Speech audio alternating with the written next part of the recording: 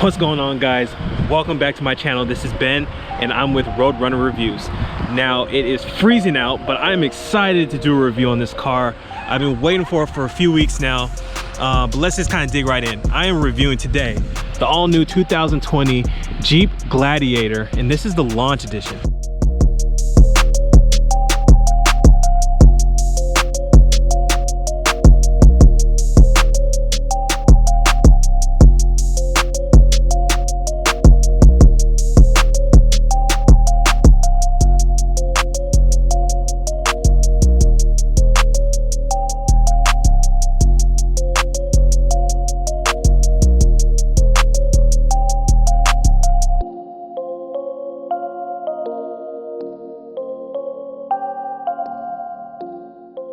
This car is one of roughly 4,100 cars that was the initial launch for this vehicle. Now, for those who are very familiar with Jeep Wranglers, you could tell from the first half of Wrangler and you're like, what the hell is this? They finally added a truck bed for the first time in 30 years. So it's about 60 inches, so 5 feet in length for this truck bed part. And then the rest of the front, they did widen it a little bit too as well to accommodate for the length. And then because it's the launch edition, it does have a little bit more of an upgrade, such as the tires and the vents and a few other things on the car.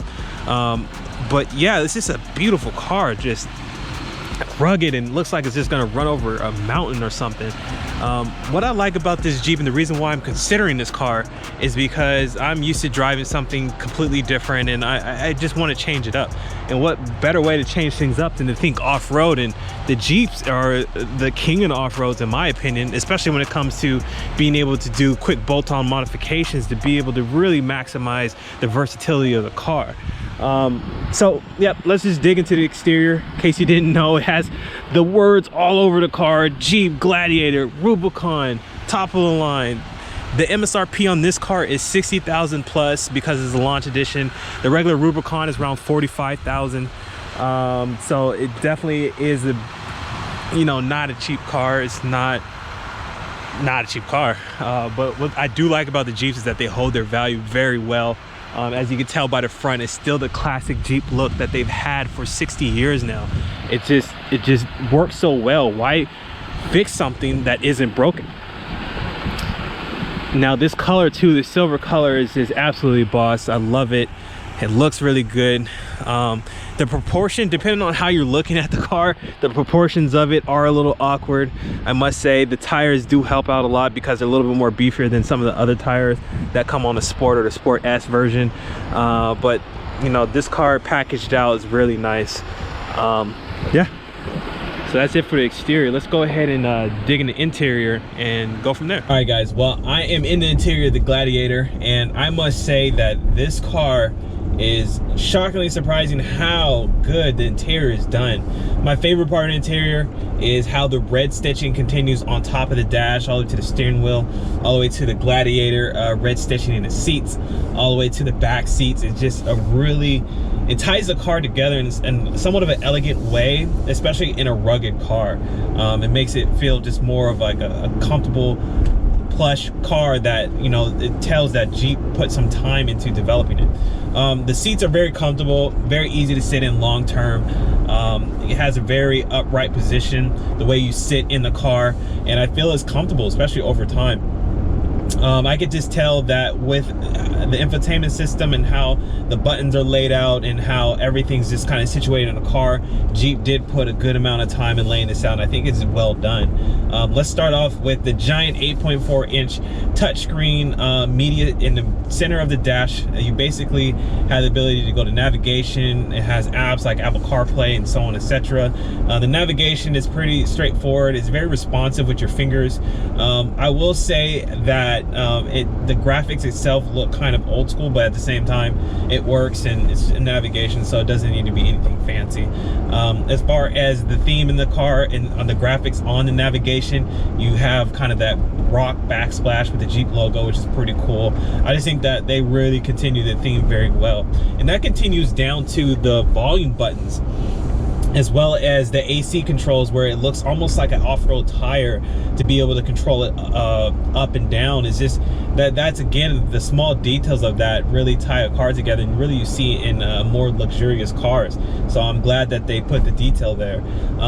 Furthermore, they have the window controls in the center. I will say it's a little bit lower and out of sight, so if you aren't familiar where the positions are, you kind of have to take your eyes completely off the road and focus on the volume up, or the window up, window down button, which is nothing too serious, but it's just something to note. That's kind of a disconvenience. However, because the doors come off, that's the reason why I assume they want to put it in there, so this kind of removes some more cables that, you know, have to be disconnected. You also have option for the front sway bars, electronics, so that's completely handy for off-road. And there's a separate shifter that's here for the differential, so the four-wheel drive system. There's also auto manual that's part of the main drive shaft, but you know, with the power of the car, which I'll touch on in a bit, you really don't need to use it at all. As far as interior keeps going, the steering wheel, it's heated, which is super nice, especially in the colder months. It has Bluetooth connectivity, so you can control the phone functions of your car and the music functions wirelessly from your phone. You can also give it voice commands to be able to control the rest of the car.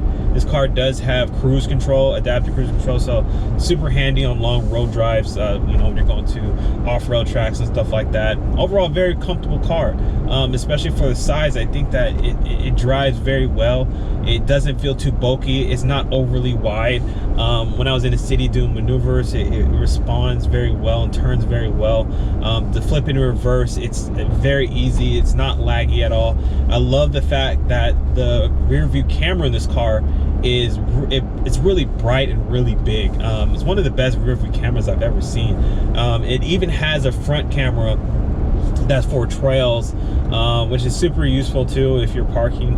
And it also has a little clean off button that sprays water on the camera if it does get dirty. I think that's another nice touch. Coming back into the interior of the car, I will say that the tachometer, the speed gauge is pretty small as far as the words go. Again, you're not going to be speeding in this car, but it'd be helpful to really be able to have a clear sight of how fast you're going. In the middle of the dash is digital. The most dominant number on there is the gear you're in, and then also the miles per gallon average that you're having for the car. I'm averaging right around 17. Jeep claims to average 19 overall combined, which I find could be accurate. I do kind of step on the gas a little bit more than your average person, I think. You also have the RPM gauge, which again, you really don't need to look at in this car unless you're doing some off-roading things, but you know, that leads me to the performance of the car. The performance of the car is lacking. I know a lot of people talk about it. It's a V6, 8-speed gearbox, by the way, but V6, 285 horsepower, right around there, with 260 foot-pound of torque. The weight of this car, and once you start adding towing capability or hauling capability, the performance is just terrible, in my opinion. I think this is the top of the line Jeep. You should give the Jeep owners an option for better towing capability and a bigger motor for some people that want more performance. Jeep has access to the SRT motors. It's in their Jeep Grand Cherokee already. However, I will say that probably the engineering to put a SRT motor into this car on a macro scale, meaning that a larger production scale, is somewhat risky, because you know the car is meant to come apart. It's meant to have the doors ripped off. The frame itself is meant to twist to go off-road and stuff like that. So the real engineering of this car is not for speed. It's not aerodynamic at all. So it makes sense, but at the same time, there are dumber things on the market that people can buy that have a lot of speed. I think Jeep should still offer a motor that can have that high horsepower, just for the people that just want it. You know, give them a disclaimer, say it's all on them, and just give them the option. You guys have the ability to do it. Because people are already swapping Hellcat motors in these cars, and to be honest, that kind of falls directly in line with something I think I would be attracted to. Hellcat motor in this car, I would love to test drive one of those. It just seems like something that is right up my alley. But yeah, let's come back to this car. overall, no complaints. I'm in a twisty road in Pacific Northwest, kind of driving through the mountain range. It's very, very well put together. I love the tires on this. Love how it just eats the bumps. You really don't feel it too much. It does have the Fox suspension all the way around because this is the launch edition, and because it's the Rubicon, it is more of the upper high end. The Overland is another model of the Gladiator. However, that one's more of the kind of the creature comforts and luxuries inside the vehicle, so just a little bit more upgrades. But still, overall, the Rubicon is going to be the cream of the crop. It's going to be one of the best cars you can get for the Jeep, and a lot of people seek after them. They're not cheap. This launch edition is 60,000 plus. However, you know, Jeep holds their value very, very well. You can still find Jeeps that are 5-6 years old over $20,000. That just goes to show that Jeep is doing something right, and the fact that it's a special niche car where it has the ability to take the doors off and the roof off and windshield, all that stuff. It's just a unique car not a lot of manufacturers are doing.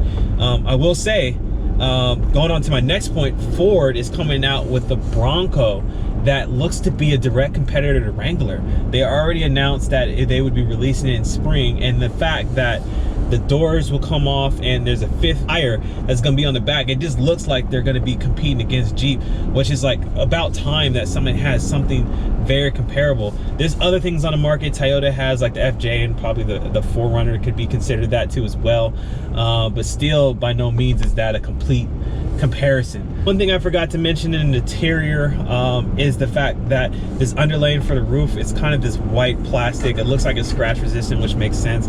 However, it just kind of looking at it, it looks like styrofoam. And when you're getting into this car that's just executed so well, and it has a beautiful interior, beautiful seats, beautiful everything, you look up and you see that, you can kind of see it on the camera. To me, it looks like styrofoam, and that really cheapens the look of the whole car on the interior. I just feel that if they just changed the color palette of it, or made it somewhat of a different material to make it kind of be more seamless and more blend in, like I can see it as I'm driving, it kind of irritates me, and that's something I probably would figure out how to change, because you could do that after you buy the car. But I just feel Jeep should be able to update that, and that should be something that's not too hard of a fix. Jeep definitely takes pride in these cars. The Wrangler, it's definitely one of the flagship cars for the company. This is how the Jeep company was, you know, basically created. It's a war vehicle. It went to war for us. It's been around for decades and decades. It just is a car that they subtly changed, but they haven't changed it as far as the looks aggressively over the years, and I just feel that they keep that heritage with the car, and I appreciate it. I think that Jeep gets a ton of respect from people, and it's just an iconic car. One thing lastly I forgot to mention is that there's 9 Alpine speakers. Speaker system's pretty good. It's not the greatest, but you know, it does the job. It does have the speakers that are above this kind of pillar here in the skeleton frame, which is right above your head, which I think it just kind of puts it there for you. So yeah, I think this is just a really, really cool car. I'm really heavily considered buying one of these, and I would recommend for anybody that's watching this video, if you're considering one, go out and test drive it yourself. The worst thing about driving this car is when you get it up to speed, it gets a lot of wheel play, but other than that, the maneuvering, the ability to take this off-road, the comfort feature of the interior, I think it's well worth the sacrifice of not being able to go above 100 miles an hour. I didn't get a chance to tow anything, and I didn't unfortunately get a chance to take this off-road. I will in the future, but for the meantime, I think this is a great car, and I'll give it 9 out of 10, absolutely. The only thing holding it back is that power. It's just not there. There's nothing there. It makes a lot of noise, but 0 to 60, 8 point something seconds is just not good. All right, guys, well, that's my video. Thank you for watching. Stay tuned. I'm gonna be upgrading my system and trying to get better content, better quality videos for you guys. I'm working on it. Please subscribe, like the video, share the video, comment below. Let me know how I'm doing. I appreciate you guys for watching. Thank you. God bless.